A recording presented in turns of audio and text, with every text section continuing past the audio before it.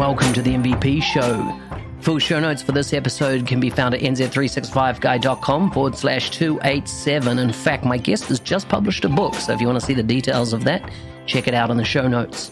Before we chat with today's guest, here's a quick message from our sponsors.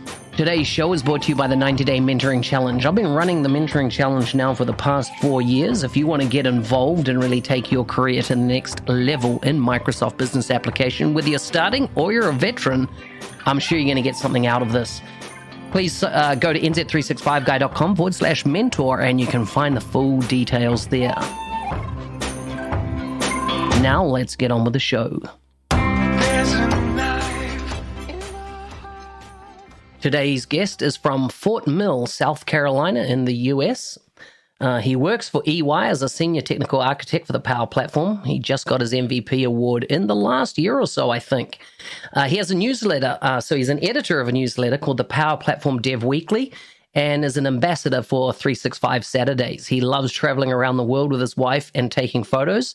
I think he's a bit out of luck at doing that at the moment, but anyhow, you can check out his Twitter at Daz Maverick, D-A-N-Z Maverick, or his YouTube channel, Power Maverick. Welcome to the show, Danish Naglekar. Did I get that right? No, it's Naglekar. There you go, Naglekar. Well done, well done. Thank you, Mark. Thank you for having me on the show. It's been a pleasure. Brilliant. Are you the only MVP at EY? No. So when I joined, I was told that I was the only MVP at EY. But then after joining, I tried to look around. And seems like we have now, as last week, we have 10 MVPs. Wow.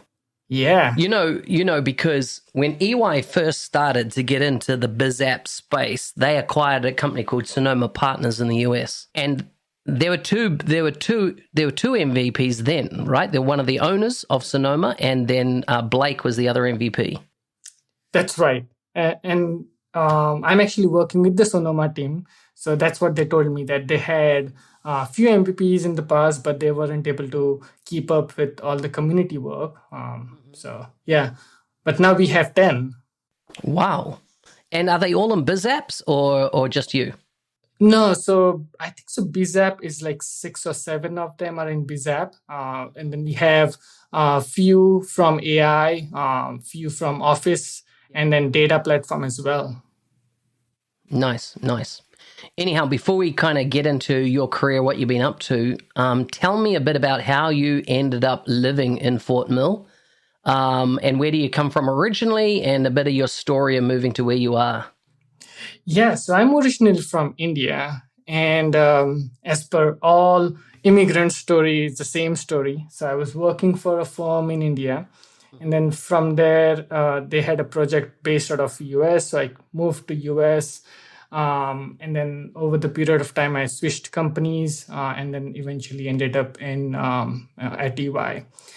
Well, moving to Fort Mill was kind of interesting because I have been working from home for past 6 years now. Mm-hmm. And I almost lived in Boston, New York. And then I was traveling to Charlotte more often because of one project. And that's when I liked the place. I liked the weather.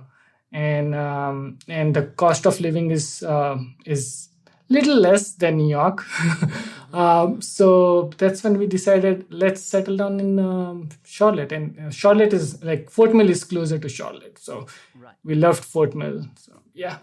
That's awesome. And then how did you come to end up joining EY? Well, I was working for a company called AK Enterprise Solution, which was based out of New York. And then everything was going good.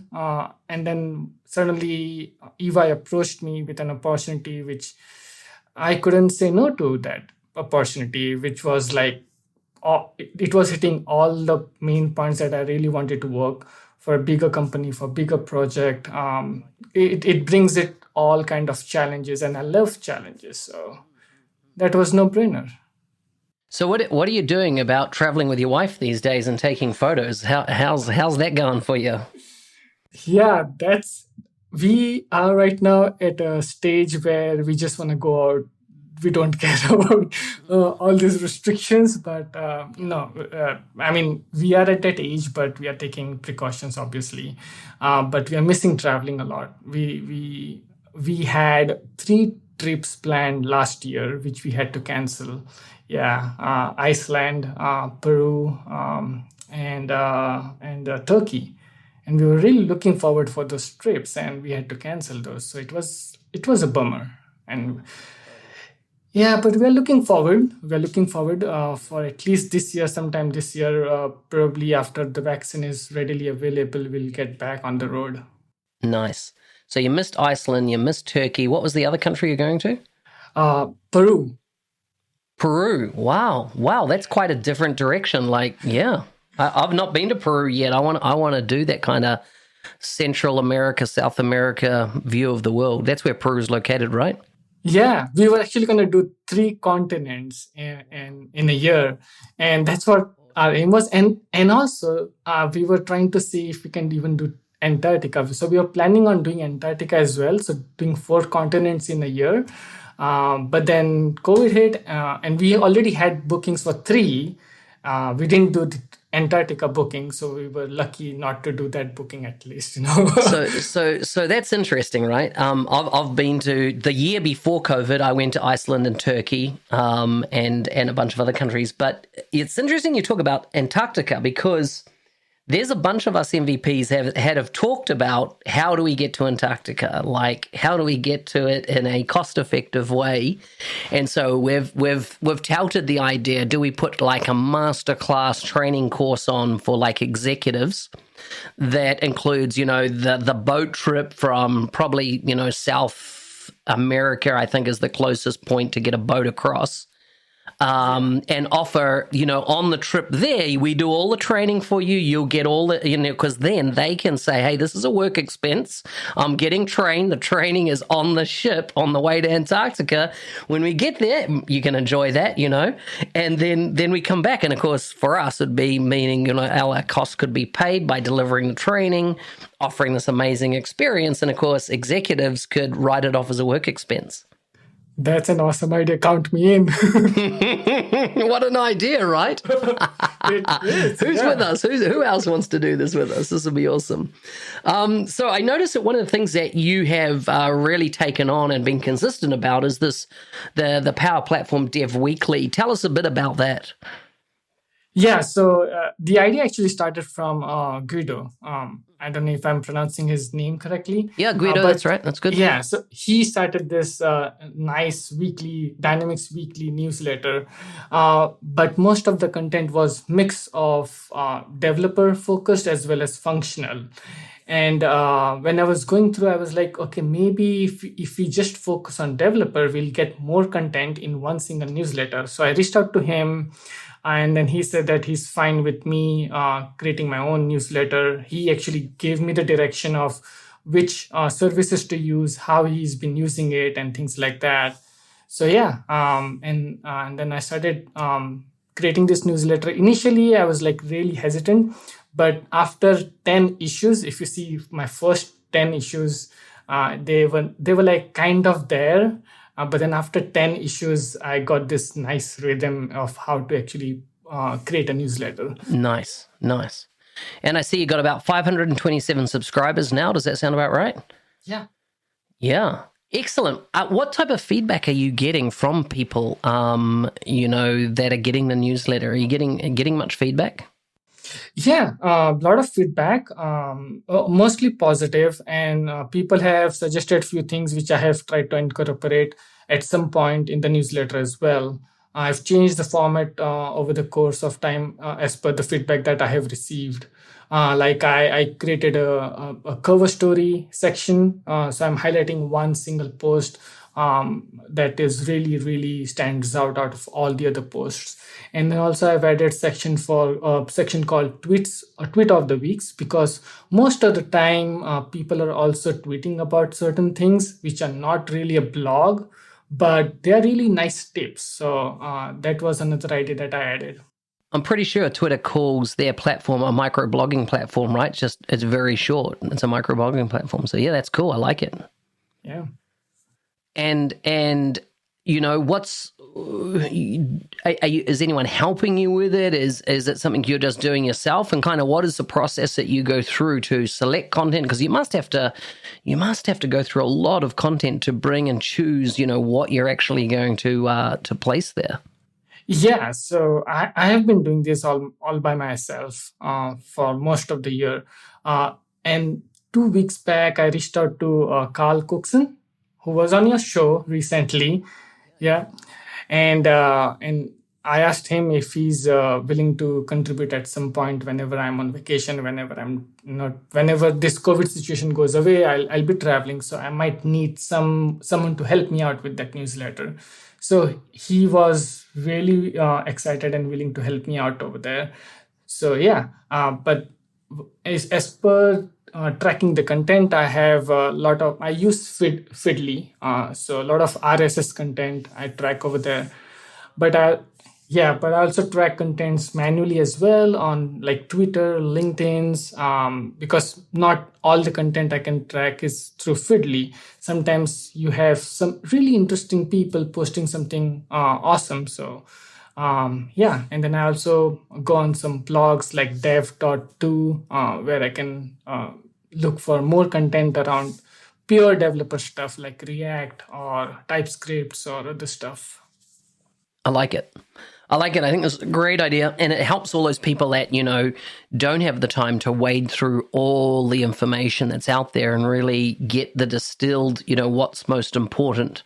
I used to heavily use Feedly myself, and what I've worked out is that the real news will always be on Twitter.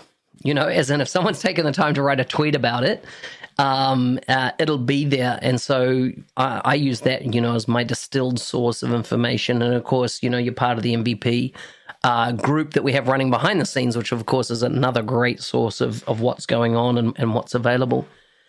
Now, today we're recording this. It's midway through Ignite.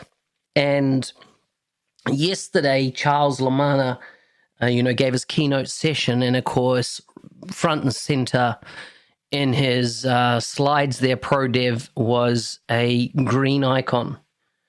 Yeah. Did you see that? I did, yes. What is that green icon?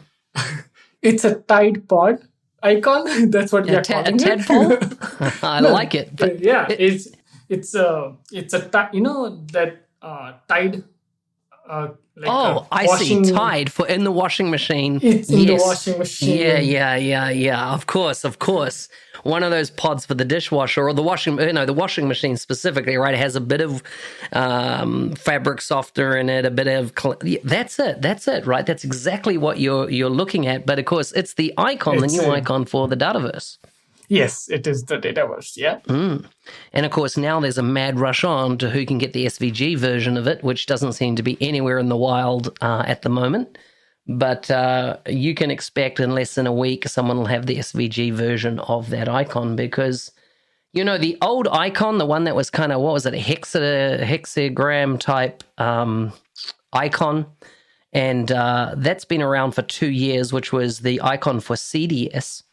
And a lot found or felt that it wasn't that attractive. So it'll be interesting. What was the thinking around that little green? For me, it kind of looks like a depiction of a tornado, right?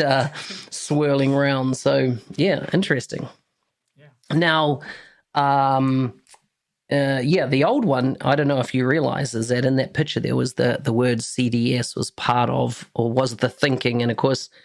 I think it was Ryan Jones in the team, the product team. He was, he didn't like to use the oil barrel icon as an example of CDS because CDS is so much more than just a database, right? It's a whole range of services, it's a whole range of storage technologies.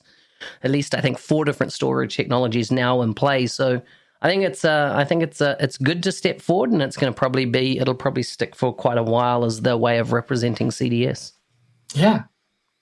So tell me, how did you become an MVP? What was that path for you? How did you get recognized? Who nominated you? Has this been a long time coming for you? What are your thoughts? So this actually came because of my XRmToolBox, PCF builder.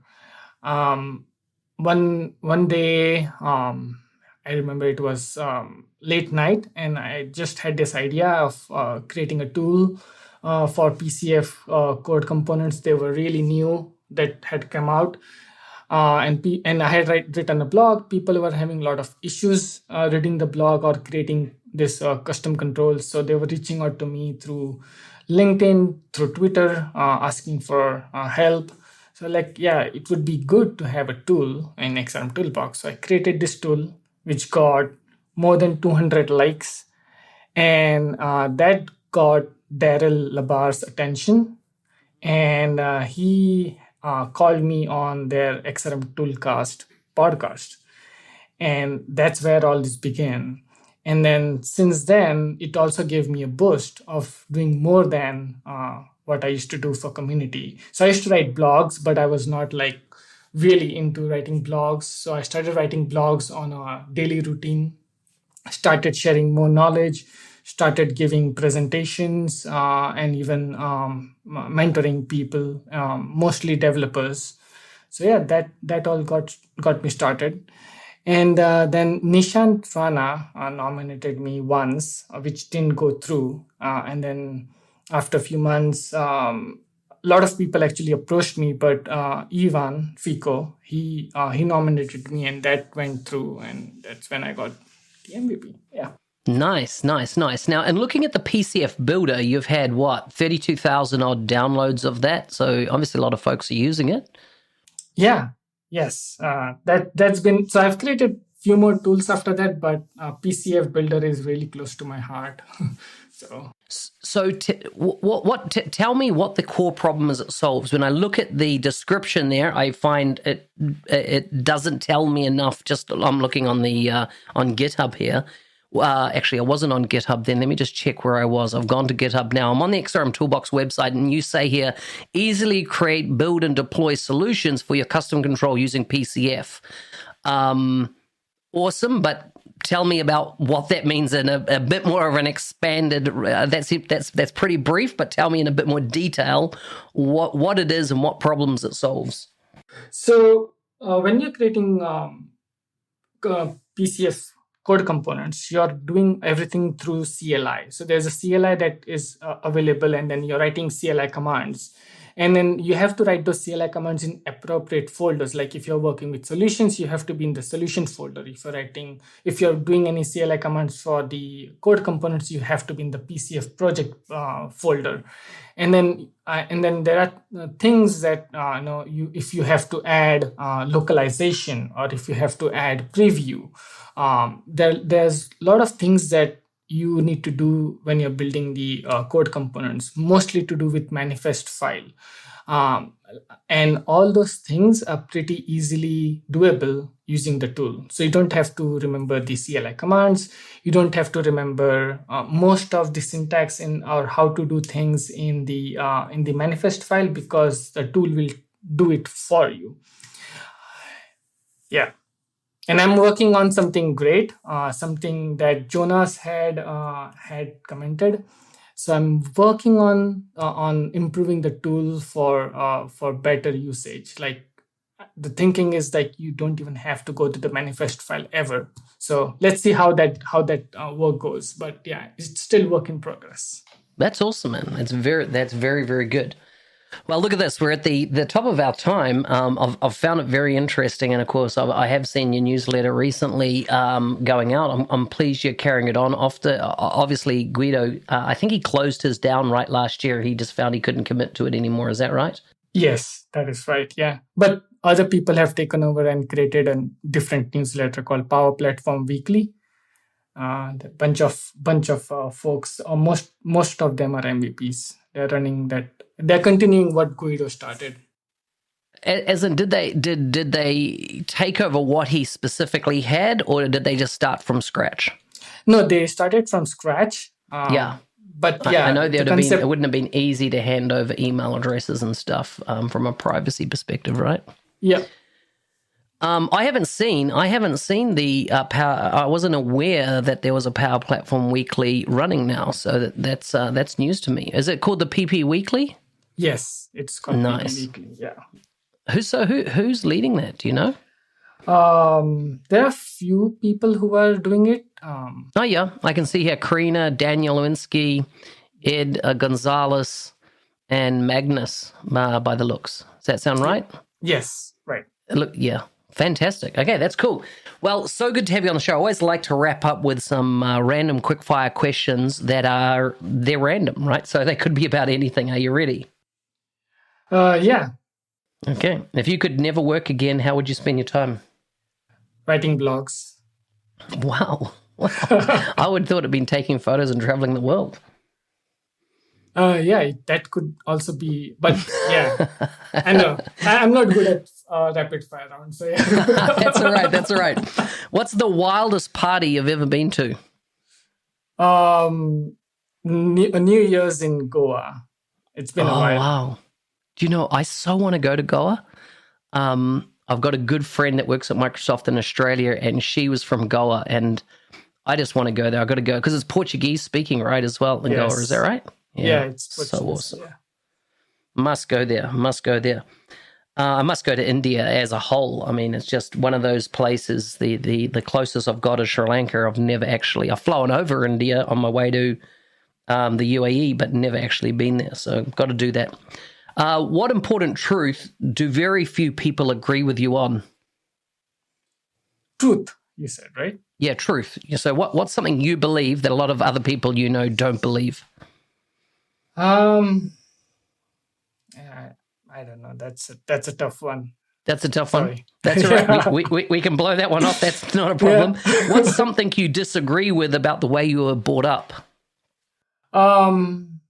People think it's easier to like for IT folks or for engineers, but it's not true. I mean, in India, there people like a lot of people take advantage of you at early stage of the career. So yeah, that's been real tough. That's interesting. I bet you there's a story behind that. Which celebrity do you follow in the news? Well, most of the MVPs and Jonas, to be particular. That's the celebrity for me. No, that's good. That's good. Would you rather win lottery or live twice as long? Lottery. Wow. Interesting. Yeah. That's very interesting. Life is short. Enjoy as much as you can, right? Yeah. Agreed. I love it. Dinesh, it's been an absolute pleasure to have you on the show. I look forward to publishing this shortly. Thanks again. Thank you.